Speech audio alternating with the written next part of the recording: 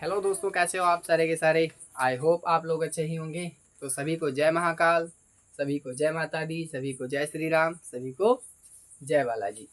तो चलिए, मैं जयसवाल हिमांशु स्वागत करता हूँ आप सबको आपके YouTube channel learning with Hemu पे। आप अपनी जियोग्राफी की लर्निंग एकदम धमाकेदार कीजिए, जिससे आपकी तैयारी को देखकर एग्जामिनर भी एक बार ज़रूर हकपका जाए कि बोले इसको हम कौन सी श्रेणी के सवाल दें। तो चलिए, एग्जामिनर को कंफ्यूज करने के लिए हम करते हैं अपना मिशन सक्सेस। तो चलिए, उस दिन कुछ टेक्निकल एरर की वजह से हमारा कैमरा ऑफ हो गया था। तो वहीं से हम शुरू करते हैं। कहाँ से? तो चलिए जानते हैं। हम उस दिन पढ़ा रहे थे जो है क्या पढ़ा रहे थे बच्चों? बोलो, क्या पढ़ा रहे थे? शायद मध्य की एवरेस्ट यानी चोटियां कौन कौन सी हैं? पर्वत श्रेणी। पर्वत श्रेणियां, वही चोटियां या पर्वत। एक नंबर पे कौन थी? तो हम बात तिब्बत करेंगे। भाषा में माउंट एवरेस्ट को क्या कहते हैं? तो हम एक नंबर पे mount Everest, mount Everest, Everest. इसकी लंबाई आप लोग लिख ही चुके होंगे, तो मैं केवल नाम ही लिख दे रहा हूँ, लंबाई आप लोगों की हो चुकी होगी। ठीक है, तो चलिए, माउंट एवरेस्ट हो गया। नंबर 2 कंचनजंगा हो गया, कंचनजंगा। नंबर 3 पे हो जाएगा जो है हमारा धौलागिरी, धौलागिरी पर्वत। नंबर 4 पे हमारा हो जाएगा जो है अन्नपूर्णा, अन्नपूर्णा। नंबर 5 पे नंदा देवी, नंदा देवी हो गया नंबर 5। नंबर 6 पे हो जाएगा मकालू, मकालू। नंबर 7 पे हो जाएगा त्रिशूल, त्रिशूल। नंबर 8 पे हो जाएगा बद्रीनाथ। तो हम बात करेंगे नंबर 8 पे बद्रीनाथ, बद्रीनाथ। 9 नंबर पे कौन हो जाएगा? माउंट एवरेस्ट हो गया, कंचनजंगा हो गया, धौलागिरी हो गया, अन्नपूर्णा हो गया, नंदा देवी हो गया, मकालू हो गया, त्रिशूल हो गया, बद्रीनाथ हो गया। अब केदारनाथ, 9 नंबर पे केदारनाथ, केदारनाथ। नंबर 10 पे क्या हो जाएगा? तो हो जाएगा नीलकंठ, नंबर 10 नीलकंठ। तो 10 पे हमारा नीलकंठ हो गया। तो आप लोग इसकी लंबाई देख ही चुके होंगे, तो आप लोग टेंशन ना लीजिएगा। मैं इसका यहाँ पे हेडिंग डाल देता, पर्वत श्रेणी। पर्वत श्रेणी कहाँ की है? पर्वत श्रेणी कौन से भाग की है ये? तो हम बात करेंगे ये महान हिमालय, महान हिमालय या oblique great Himalaya, great Himalaya. इसकी ये पर्वत श्रेणियां हैं, जो कुछ इस प्रकार हैं। जो 10 श्रेणियां मैंने प्रमुख श्रेणियां लिखवाई हैं, बाकी इसमें पर्वत श्रेणियां तो बहुत हैं। तो हम बात करेंगे जो है, ये हो गई हमारी पर्वत श्रेणियां। तो हम बात करेंगे सबसे बड़ा जो है हमारा इस पर्वत श्रेणी में माउंट एवरेस्ट है। माउंट एवरेस्ट, इसकी लंबाई क्या है बताओ बच्चों? लंबाई इसकी क्या है? ये लंबाई है 8,848। 848, ठीक है, अच्छी बात, गुड। याद किया या फिर नकल किया? अरे दोनों। अच्छा, मैंने नकल किया। 8,848 किलोमीटर या मीटर? मीटर। ठीक, तो इसको हम तिब्बती भाषा में कहेंगे। जैसे हमारे वहाँ माउंट एवरेस्ट कहते हैं उसको, वैसे तिब्बती भाषा में क्या कहते हैं वहाँ के? तिब्बती भाषा में। तो हम बात करेंगे तिब्बती तिब्बती भाषा में कहेंगे, क्या कहेंगे? चोमोलिमा। कहेंगे चोमोलुंगमा। चोमोलुंगमा।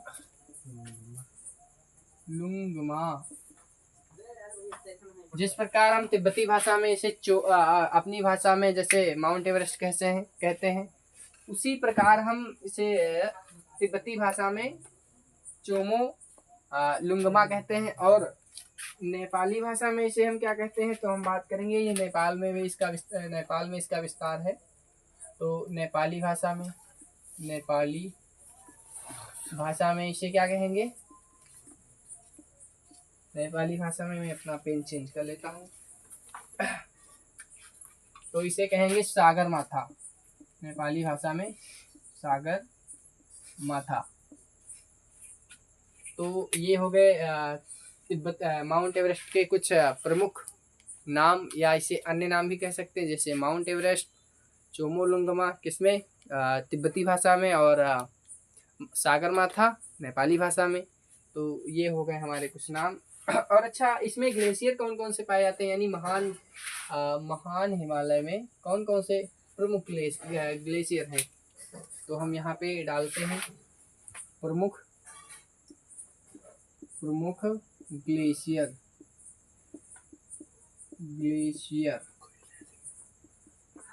किसके हैं ये? तो हम बात करेंगे महान हिमालय के।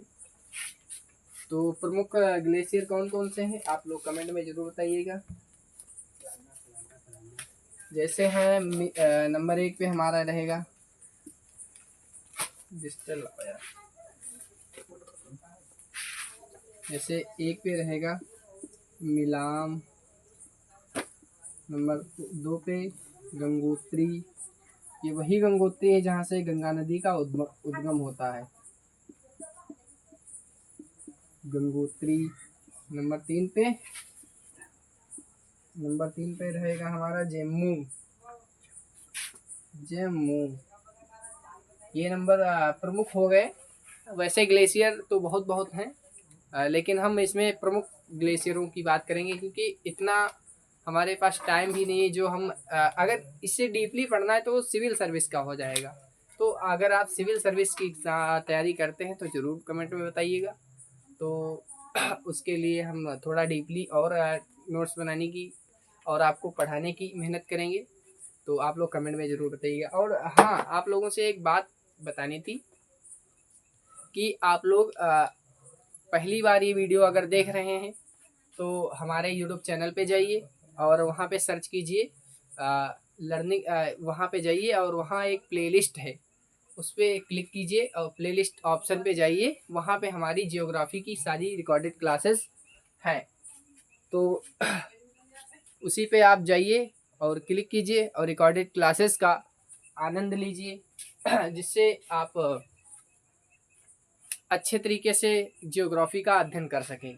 और ये सीजीएल लेवल का है, तो आप इसमें देख सकते हैं कौन कौन से पर्वत मैंने बताए और ग्लेशियर, प्रमुख ग्लेशियर कौन कौन से बताए, तो इत्यादि के बारे में इसमें चर्चा की गई है। हाँ, जैसे बताया मैंने, गंगोत्री से गंगा का उद्गम होता है, और उसी प्रकार जमुना का उद्गम भी होता है यहीं से। तो हम लिखेंगे नदियों का उद्गम, यहाँ पे लिखेंगे नदियों का उद्गम। तो कौन कौन सी नदी का उद्गम होता है? तो यहाँ पे हम बात करेंगे नंबर 1 गंगा नदी का उद्गम महान हिमालय से होता है। नंबर 2 पे रहेगी हमारी जमुना नदी का उद्गम यहीं से होता है। कहाँ से? हम बात करेंगे महान हिमालय के गंगोत्री से। ये गंगा नदी का उद्गम हमारे महान हिमालय के गंगोत्री से हुआ है। और हम बात करेंगे इस श्रेणी में दर्रे, कौन कौन से दर्रे पाए जाते हैं? तो इस श्रेणी में दर्रे जैसे हैं, मैं कुछ प्रमुख दर्रों की बात करता हूँ, क्योंकि ऐसे तो बहुत सारे दर्रे हैं जो है यहाँ पे, लेकिन जो एग्ज़ाम में पूछे जाते हैं वही मैं बात करूँगा। प्रमुख दर्रे। आई होप आप लोग अच्छी तरीके से समझ रहे होंगे। और हाँ, वीडियो को लाइक, सब्सक्राइब और चैनल को वीडियो को शेयर ज़रूर कीजिए, क्योंकि आप लोगों के शेयर व कमेंट व लाइक से और सब्सक्राइबर से हमें बहुत सारा प्रोत्साहन मिलता है, जिससे हम आपके लिए नए नए वीडियो टॉपिक पे वीडियो बना सकें। तो आप लोग ज़रूर वीडियो को शेयर और लाइक ज़रूर कीजिए, जिससे गुरुदक्षिणा में हमें कुछ ना कुछ तो मिल ही जाएगा आपके जरिए। चलो कोई नहीं यार, मजाक कर रहे हैं। आप लोग गुरुदक्षिणा दो तो सही, ना दो तो सही, क्योंकि आपको पढ़ाने से और मैं आपको पढ़ाने से पहले 2-4 बार रिवीजन करता हूँ इसका, तो मेरी मेमोरी स्ट्रांग बन रही है, जिससे वही मेरे लिए गुरुदक्षिणा काफ़ी है। तो मैं प्रमुख दर्रों की बात कर रहा था। तो इसमें है ब्राज़ील दर्रा। ये कहाँ पे पाया जाता है, तो बात करेंगे ब्राज़ील दर्रा। ये कहाँ पाया जाता है, तो हम बात करेंगे जम्मू एंड कश्मीर। जम्मू कश्मीर, जम्मू कश्मीर, ये हो गया हमारा जम्मू कश्मीर में। तो आप लोग ये ब्राज़ील दर्रा जो सॉरी ब्राज़ील नहीं, ब्राज़ील दर्रा जम्मू कश्मीर पे में पाया जाता है। उसी प्रकार एक लद्दाख में दर्रा पाया जाता है, उसका नाम जरूर कमेंट में लिखिएगा। लद्दाख में कौन सा दर्रा पाया जाता है, लद्दाख, कमेंट में ज़रूर बताइएगा। तो आई होप आप लोग लिख चुके होंगे कमेंट में, मुझे आशा है। तो हम बात करेंगे लद्दाख में पाया जाने वाला दर्रा, जो जिला दर्रा, जो जिला दर्रा। ये कहाँ पाया जाता है, तो हम बात करेंगे लद्दाख, जो इसी श्रेणी यानी हम बात करेंगे महान हिमालय का हिस्सा है। और उसके बाद हम बात करेंगे, ये हमारा ब्राज़ील दर्रा हो गया, जो जिला दर्रा हो गया। उसी प्रकार एक 12 लापचाला, ये कहाँ दर्रा पाया जाता है, तो हम बात करेंगे हिमाचल प्रदेश में। तो कौन सा दर्रा, 12 लापचाला दर्रा, हिमाचल प्रदेश, हिमाचल प्रदेश।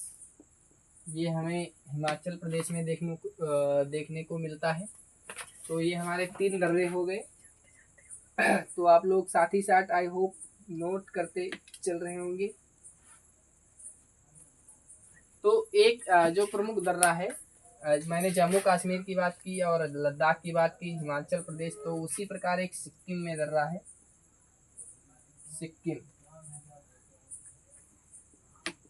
सिक्किम, सिक्किम में दर्रा है। आप उसको कमेंट में ज़रूर बताइएगा कौन सा सिक्किम में दर्रा है। तो हम बात करेंगे सिक्किम में जो दर्रा है, सिक्किम में दर्रा जेलेपला दर्रा। ये कहाँ पाया जाता है, तो हम बात करेंगे सिक्किम में जेलेपला दर्रा। सिक्किम में ये पाया जाता है जेलेपला दर्रा। तो ये हमारे प्रमुख 4 दर्रे हो गए कि कहाँ कहाँ ये दर्रे पाए जाते हैं। तो हम बात करेंगे, एक जम्मू कश्मीर, दूसरा लद्दाख, तीसरा हिमाचल प्रदेश, चौथा सिक्किम। तो ये हो गए हमारे दर्रों की बात। तो आप लोग इसका स्क्रीनशॉट ले सकते हैं। हाँ, एक और इससे संबंधित बात मैं बता दूं कि बृहद हिमालय मध्य हिमालय से मेन सेंट्रल थिएटर के द्वारा अलग होता है। यानी कि बृहद हिमालय जो है, इस प्रकार ये हमने मान लिया कि ये बृहद हिमालय है और एक रेखा है, और ये महान हिमालय है। वैसे इसको महान हिमालय मानो, महान हिमालय, हिमालय, और ये बृहद हिमालय, बृहद हिमालय, बृहद हिमालय। तो ये जो रेखा है, तो ये किस रेखा के नाम से जाना जाता है? तो इसे हम कहेंगे सेंट्रल थ्रेस्ट। ये जो हम बात करें महान हिमालय और बृहद हिमालय से मेन यानी सेंट्रल, यानी कि सेंट्रल, इसको हम क्या बोलेंगे? सेंट्रल थ्रे हाँ, तो इसे हम सेंट्रल थ्रेस्ट नाम से जानते हैं। हाँ, ये यहाँ पे थ्रेस्ट लिख लेना, मैं भूल गया। तो सेंट्रल थ्रेस्ट रेखा के जरिए अलग होता है महान हिमालय और बृहद हिमालय। तो चलिए, आप सब समझ गए होंगे, तो इसका आप लोग स्क्रीनशॉट ले लीजिए कि बृहद हिमालय के बारे में, जिसमें प्रमुख पर्वत श्रेणियाँ, प्रमुख ग्लेशियर, प्रमुख नदियाँ, नदियों का उद्गम और प्रमुख दर्रे। तो चलिए हम इसको इरेज कर देते हैं।